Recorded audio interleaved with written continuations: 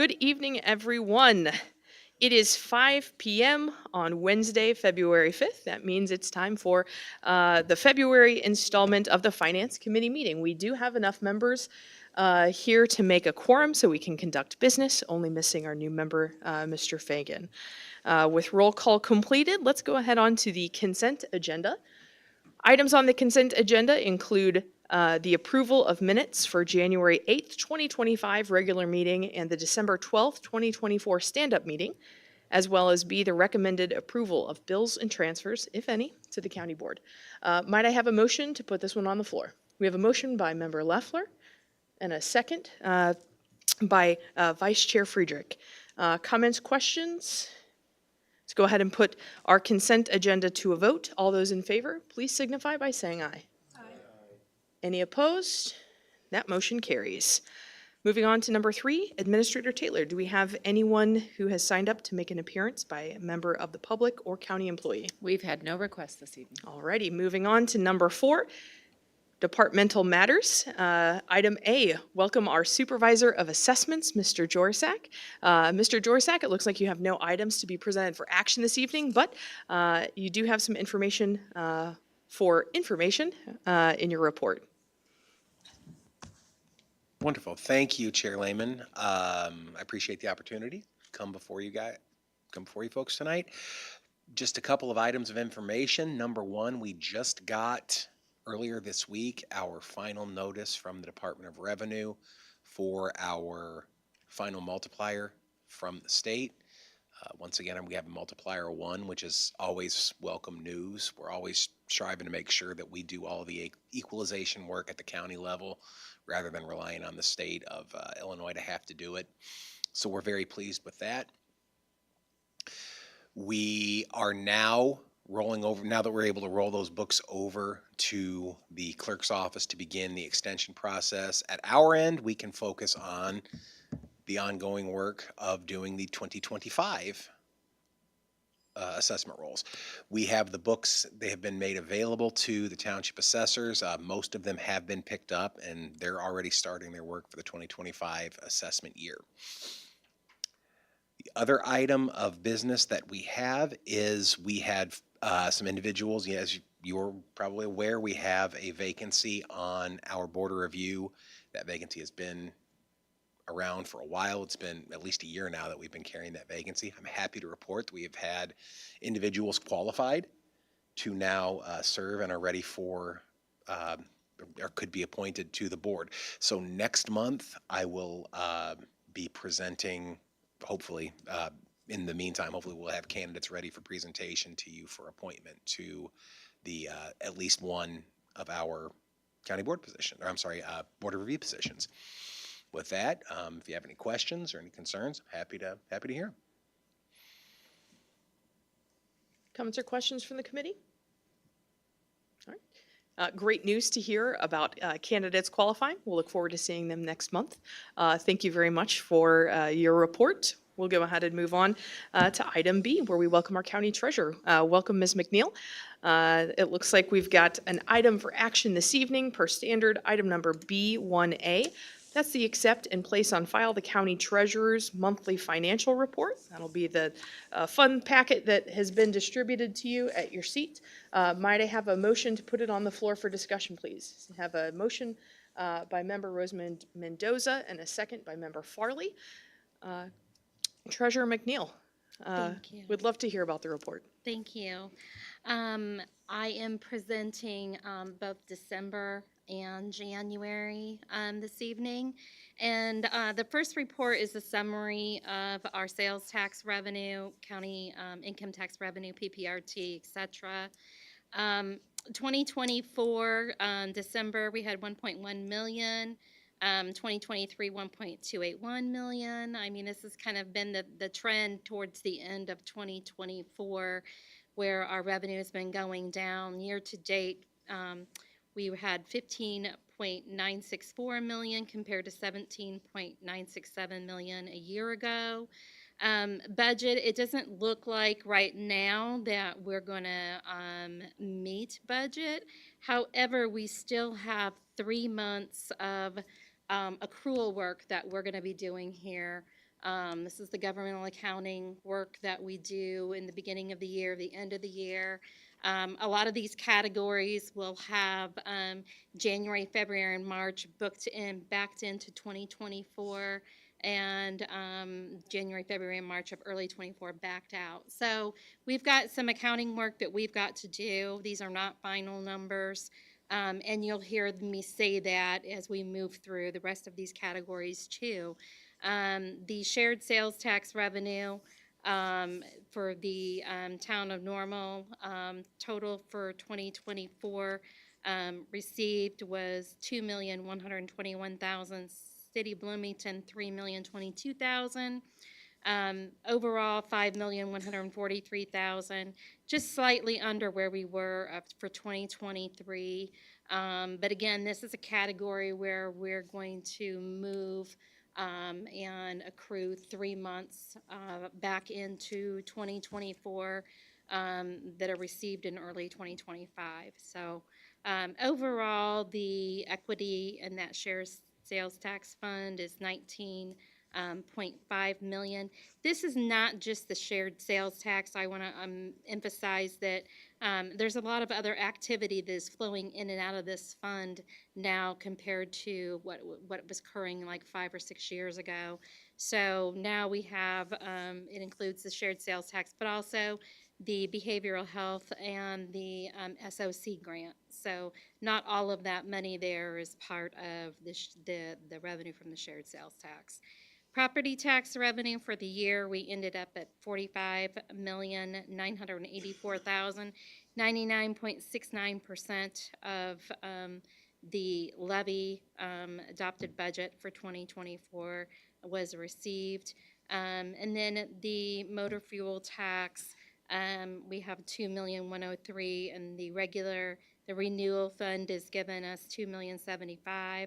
On the township side, total $1,739,000 for the year, and the renewal's given us $1,715,000. So, any questions on that? In that little midsection there, I did highlight, since a lot of times you see just the month, and then you see me combine the to revenue. I did split it out there so you can see what the budget was for the ROT, income tax, PPRT, what those receipts were, and then where the budget was over, under, etc. And again, all that, these numbers are going to change as we firm things up for 2024. I'm not going to get into the next report, 2025. This is January. There's not a whole lot to talk about, except for, again, you're seeing that trend there where the revenue from January is lower than it was for December. So the area that I think we're going to be seeing the biggest reduction is that PPRT. So we have to keep a close eye on that PPRT. That was an area in which the state communicated with us that they would potentially be reducing in 2025. So again, not much here to report right now because it's just the month of January that's coming in. And then I'll move on to the cash and investment report for December. During the month of December, we had quite a few CDs that matured. You'll see on my investment report, we have a lot of treasuries that are $1 million or $2 million, or jumbo CDs that are $500,000. We've also got these little tiny CDs for $200,000. Those are the collector accounts that I have out throughout the county. We like to keep something there because we can generally get a more favorable rate because it's under the FDIC limit. So a lot of those came due during the month of December. When we went out to renew them, the rates were kind of all over the board, anywhere between 4 and just slightly under 3%. So I don't think we're going to see a lot of activity in 2025 that is over that 5% range like we were getting over the last 2 years. So Moving on down to the final page on that report, and overall, we have 131,861,000 in the county treasury. I will highlight, I didn't, because of time, I didn't go through and update every single one of these rates, but I will tell you, the Illinois funds rate, Illinois funds, that's the state treasurer's investment pool. That's where we have the bulk of our money sitting in money markets, and that rate went from 4.8 to 4.69 during the month of December. Any questions on that report? Yes, ma'am. Thank you very much. I think, so going back to, golly, where are we at? So going back to the first page, and looking at the retailer's occupation tax revenue. Sorry. I think previously, actually, sorry, the second page, with the retailer's occupation tax revenue. I think previously we had talked about this one, but it looks like cannabis at this point in time is a changeover year of 100%. Is that an authentic view that it really has like skyrocketed Well, that much, or is it's this just in a- the wash? I would have to look, it's change over prior year. I might have my formula wrong there, but it's coming in at 100% of basically the prior year. I'll have to look at my formula and see if I Okay. got something going on there, but. Just curious if Yeah. that And industry that's really not- is and like. that's not, we do have other revenue, other tax revenue that we receive from cannabis. But the state of Illinois restricts me from disclosing it on my reports because we have so very few vendors. But this is a small portion that comes in.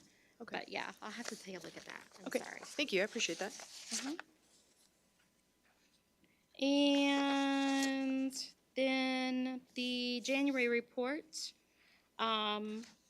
the finance report, the cash and investment report for January. So again, we have, during the month of January, that's when we start pulling out of our cash reserves more. We've got less revenue coming in than we're spending.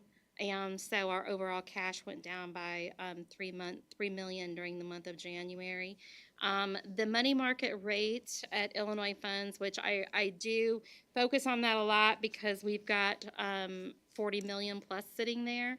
The money market rate went from 4.69 down to 4.56.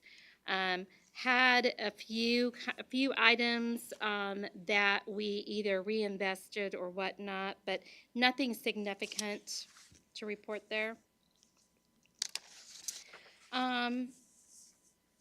Moving on to the next report, the nursing home report. And there is something that I'm going to be doing over the next month. I'm kind of going to do a little revamp on some of my reports when I come back in here in March. Some of my reports might look a little differently. For example, this nursing home report, I may not highlight the details of every single month. The county auditor will do a comprehensive financial report for the nursing home fund. And that involves multiple lines. All I'm doing here, and I've talked about this in the past, is giving you a really quick snapshot of where we are. I'm telling you what the total revenues and transfers are, total expenses and transfers, the change in cash, the change in receivables, and equity. Anyway, in the future, I might try to reorganize this report so I can get a bigger font, because I know when we get into the months of November, December, it gets really super small, and I'm sorry about that. But anyway, the nursing home, they actually had a good month for the month of December. Their primary sources of revenue came in at $1,022,897. The overall revenues for the year to date, $11,843,000, and expenses $11,981,000. These again are not final numbers. We have 3 months of accrual, or 2 months left of accrual, that we're still completing before we move into audit. So I expect these numbers to change, maybe not significantly, but they're going to be moving around yet for a while as we continue to accrue expenses back into 2024. The receivable ended at $5,219,000. The cash ended at negative $1,914,000, and fund equity ended at $1,024,974. The county does still have a reserve of 2.8 million set aside should that receivable not be collected or need to be written off. Those details are with the nursing home. They do report to us monthly different accounts that they've settled and they've decided that they're no longer going to receive payment on. But the ending at this point in time is at $1,024,974. So, questions on that report? Yeah, a quick question. On the receivable, do you have any forecast or projection what you think it's going to end like 25 at? It went up about 700,000 for this year. Is it going to stay the same? Is it going to go up, They go have down? reported their December revenue and their payor report. So this receivable, I don't expect this receivable necessarily to potentially go up because, I mean, as of December, we've got it in. Right now, they're still reporting write-offs, so it could go down. But I don't expect it to move very much. So, any other questions? Then the next report is the Blue Cross Blue Shield. Again, I've got December's numbers as well as January's numbers. December's numbers, again, these are not final because we still have accrual work that we've got to do for incurred but not reported. But for 2024, we have expenses of $7,390,291 against our plan, and compared to $6,667,000 in 2023. I do draw your attention to number 8, that stop loss adjustment. You can see that without our stop loss insurance, basically, we would have additional claim payments of $1,992,000. So for our benefit, that stop loss protection that we have protects our liability. And then the next report is just January. And it's not uncommon, if I flip back to that, to the 2024 numbers, it's not uncommon to have those numbers be a little higher more at the end of the year. And then here we have in January, a very small amount of $462,000. So it's not going to stay like that, but it's just the activity that was reported to us for the month of January. Any questions? We have a lot of work to do. We will start our audit in late March, early April with Clifton Larson Allen. And during that time, we've got 2 more months where things are going to be moving between the 2 different fiscal years. So. Vice Chair. Thank you.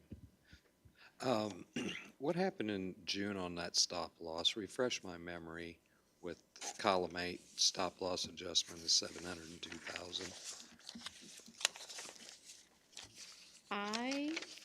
Excuse me, sorry. 2024 in June. I don't have those types of details. You don't? That's not disclosed to me, no. Obviously, we would have claims that exceeded the normal during that time, so. And I don't know if that's something that administration, I don't know if that's something that, I know that you work with Mr. Gilmore and have discussions, so. We don't have that level of detail either because it's protected information. However, we have had some individuals that had very hefty claims. So,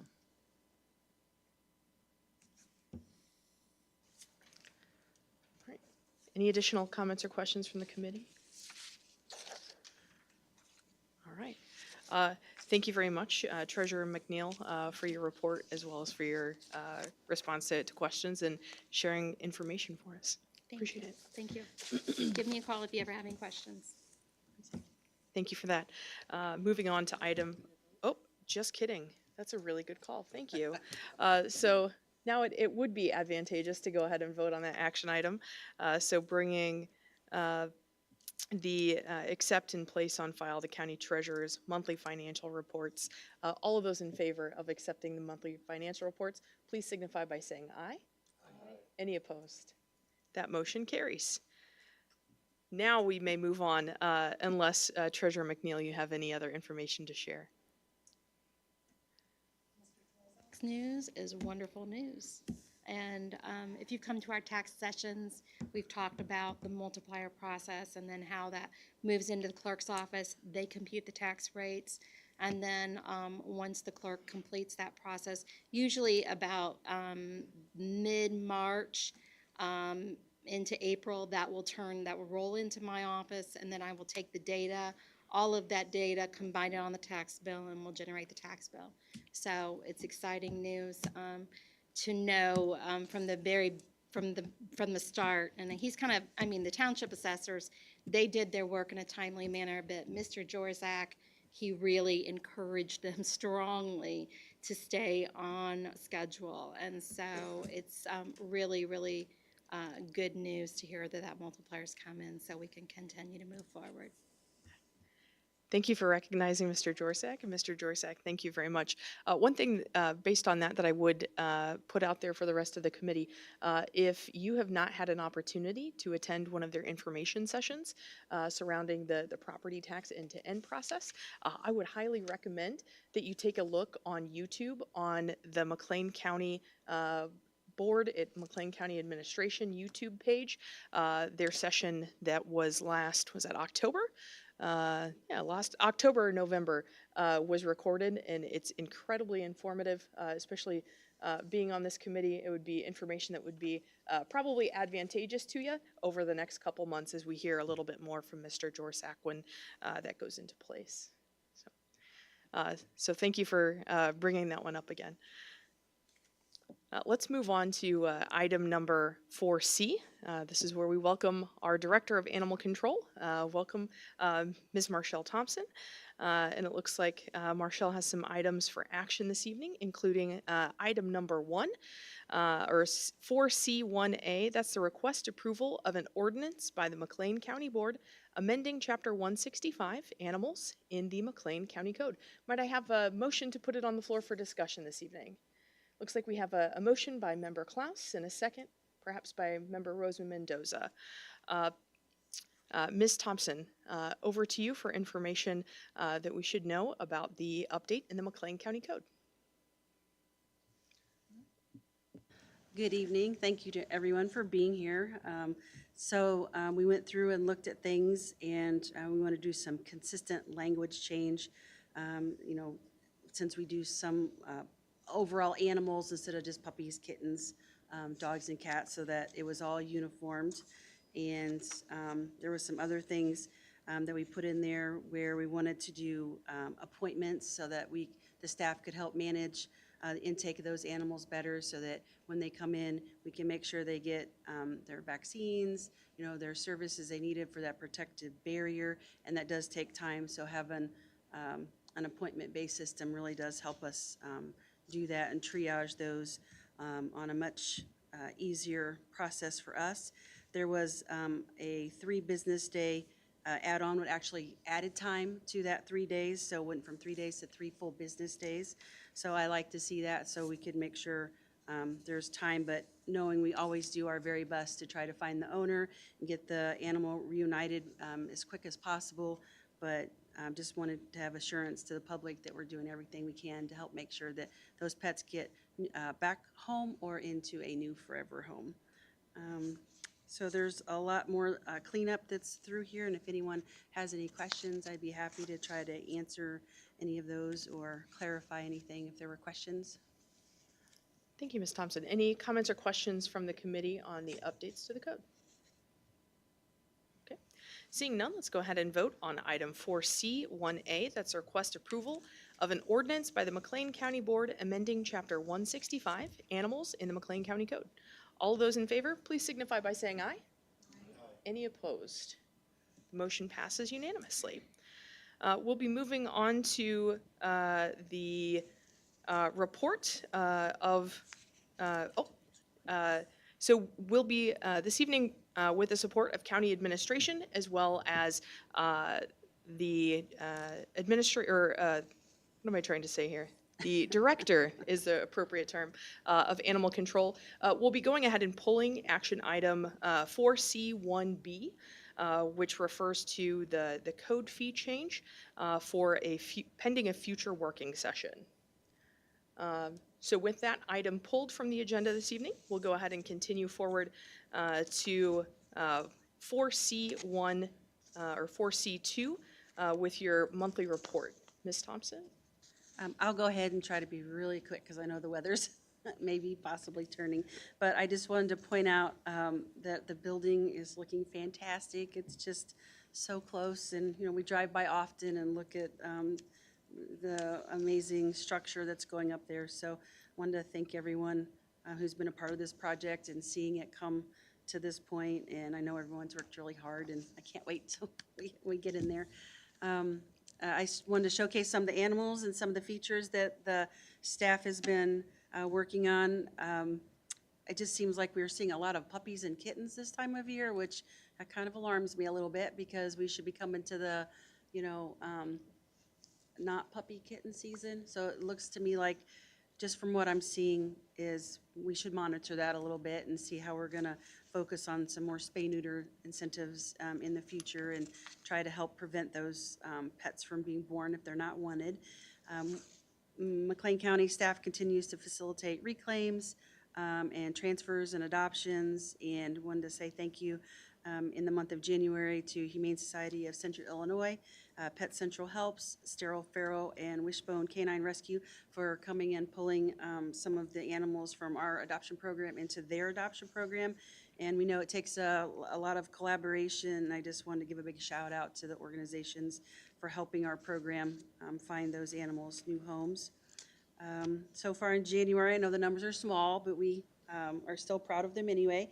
We've done 6 rabies inoculations and submitted 3 bats for rabies testing, and we've conducted 22 bite rabies investigations for the month of January. And wanted to remind the public that it's still important to get your pet vaccinated for rabies and make sure you stay current on your registration. And I'm looking forward to seeing how we can help in the future with that when we get to our new location. If you need to update any of your information, contact us. We'll research it in our Chameleon software so we can help if your pet does get lost. It's important to have that current information so that we can connect everybody faster. And if you still have a wildlife problem, we refer you to Department of Natural Resources, or you can call our program and our staff can help triage you through where you can go to find assistance. And so far in January, we facilitated 13 feline alters, 17 canine alters, 36 microchips, and 6 rabies vaccines. And we've transferred 26 cats and 17 dogs already, so yay.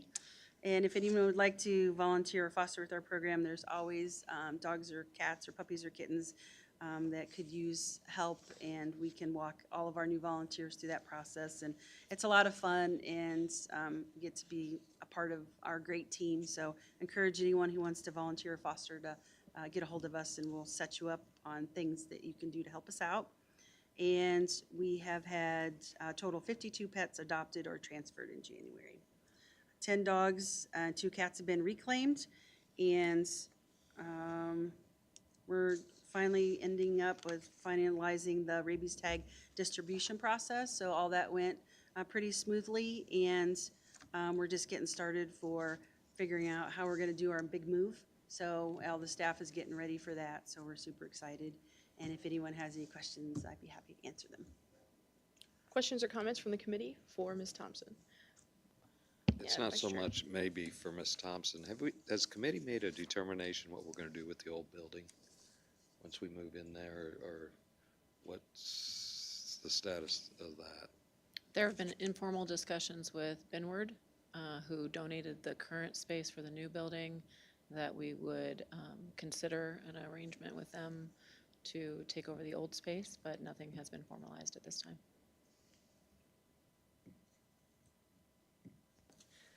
Other comments or questions? Ms. Thompson, thank you so very much for your report. Exciting to see that continued progress with the new facility, and know that you're certainly busy with a lot of planning and preparation there, but still executing the day-to-day functions that you do for the county. So Couldn't do it thank you. without admin, so I really appreciate all their help and our staff.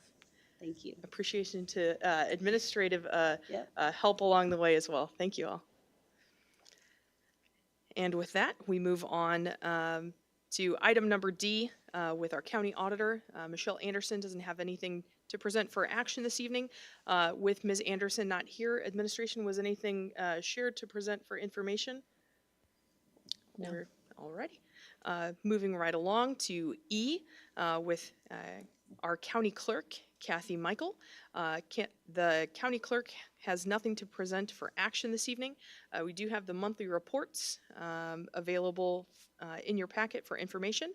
And with Ms. Michael not here this evening, administration, is there anything that Ms. Michael shared that we should know or be aware of as a committee?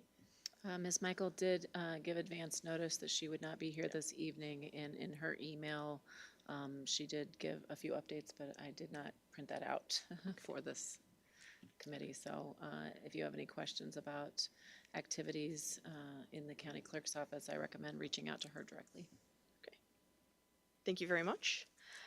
Carrying right along to item 4F1 with our county administrator, Ms. Cassie Taylor. So we have, let's see, 4 action items, F1A, B, C, and D.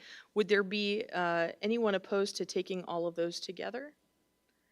So these are all action items that are moving funds from the one specific allocation to another. So let's go ahead, seeing some heads shaking that we can, let's go ahead and take 4F1A, the request approval of the ordinance transferring monies from the county general fund 0001 to the county, or to the Children's Advocacy Center Fund 0129, the IDPA 4D Fund 0156, and the Tort Judgment Fund 0135 for fiscal year 2025. B is the request approval of an ordinance transferring monies from the Health Department Fund 0112 to the Persons with Developmental Disability Fund 0110 for fiscal year 2025. C is the request approval of the resolution transferring monies from the Working Cash Fund 0002 to the FICA Social Security Fund 0130 for fiscal year 2025. And D is the request approval of a resolution transferring monies for the County General Fund 0001 to the Nursing Home Fund 0401 fiscal year 2025. With that mouthful on the table, might I have a motion to put it on the floor for discussion? I see a motion by Member Farley and second by Vice Chair Friedrich. Any comments or questions on these 4 items?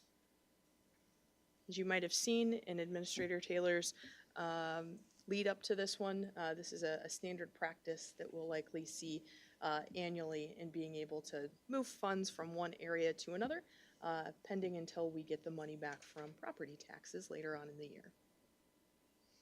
I would just add that it's as needed. Oh, So, there we go. we work with the treasurer's office, and that's only utilized on an as needed basis. Thank you. All right, with no other comments or questions, let's go ahead and vote on items 4F1A. That's a request approval ordinance transferring monies from the County General Fund to the Children's Advocacy Fund and the Tort Judgment Fund for 2025.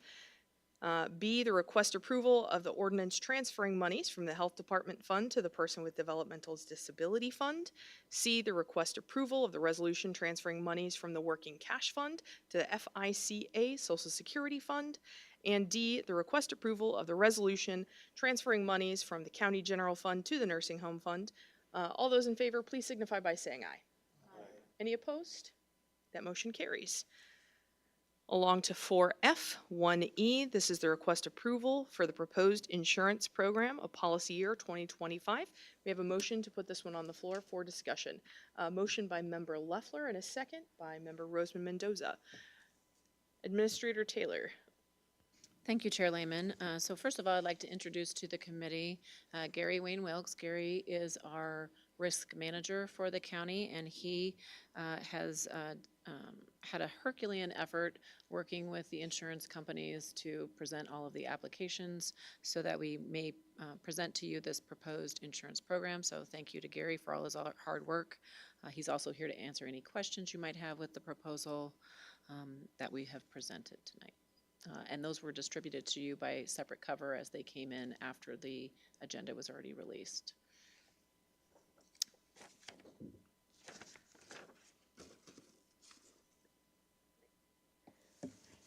Mr. Wayne Wilkes, any information that you have to share for us or things that we should draw our attention to prior to discussing?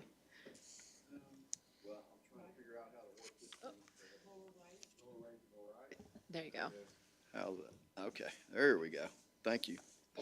So, and just in a quick summary, I'll say that we're requesting funds of $1,842,363 for the county's overall insurance program for their liability and property damage coverages.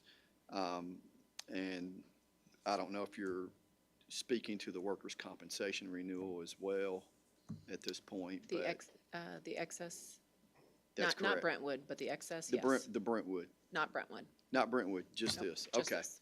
Yes, so that's the amount of the funds that we're asking for. Overall, we saw about a 13.2% increase year over year in the premiums. Most of that is due to an additional amount of vehicles that were being insured for the year. So it's pretty much the auto property damage and the corresponding liability and the excess liability policy that makes up the majority of those funds. And I would remind this committee that in the last fiscal year, the Sheriff's Department added 15 squad cars. Previously, they had a shared car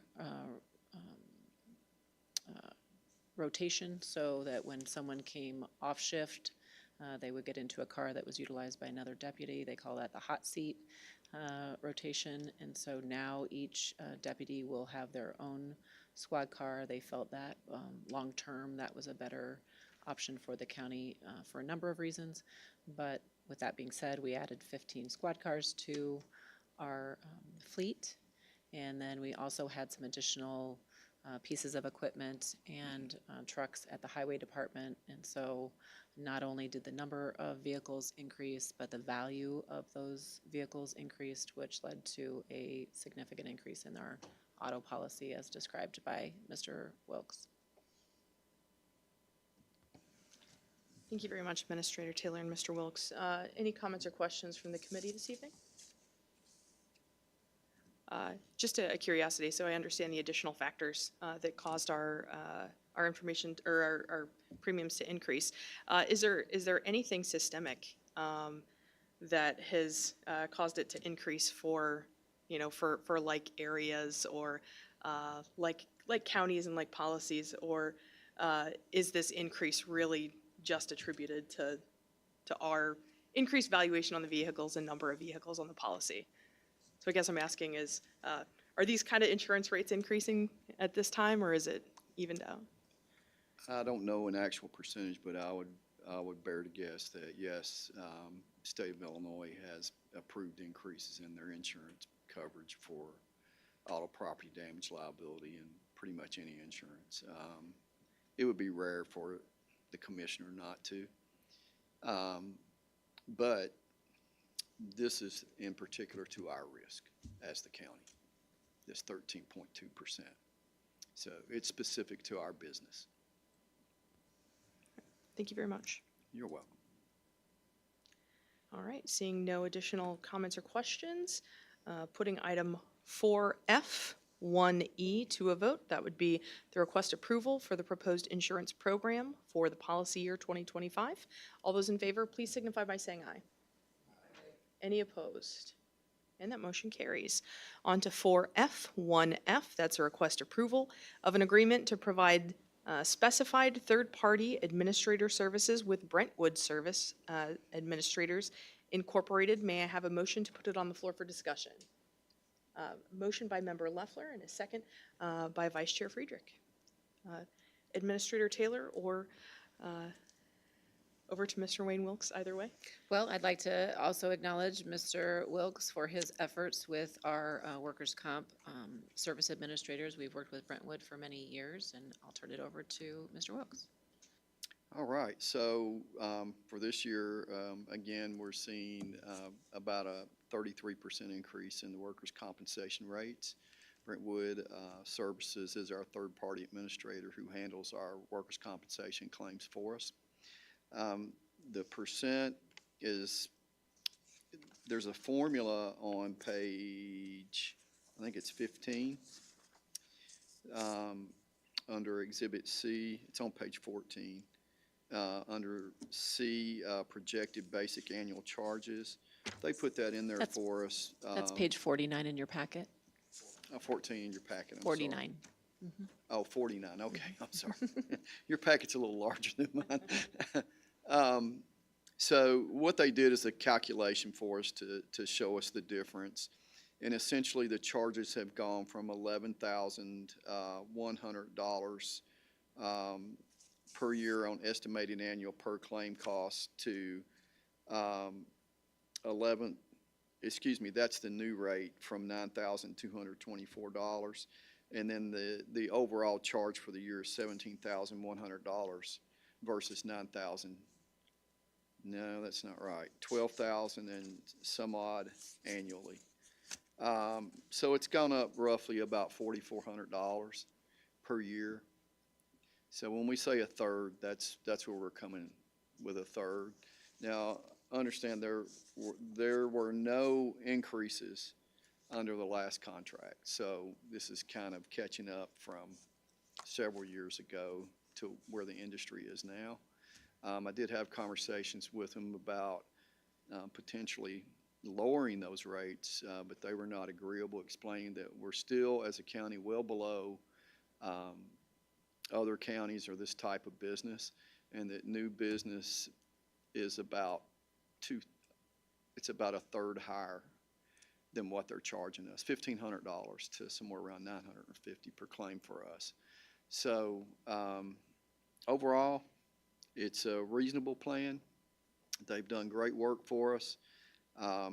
They were agreeable to altering several portions of the contract, one of which was a report at $100,000 that helps us understand what's occurring with a claim that may reach that amount.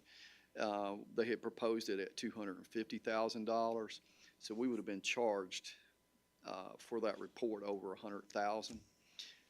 So they did change that back to $100,000, and there was a transfer of files upon termination fee that was new in this contract, and it was $20,000. So if we left Brentwood Services and went to another provider, they're going to charge us $20,000 to transfer our files to us. They were agreeable to take that out of the contract. That's just kind of their new standard contract language. So they did make some concessions. We just didn't see it in the exact price. Thank you very much for that explanation. Comments or questions from the committee regarding the Brentwood Services Administration? Yeah. Vice Chair Friedrich. Can these be placed out on the open market for bid? Do we have that ability? Yes, all insurance programs can be. So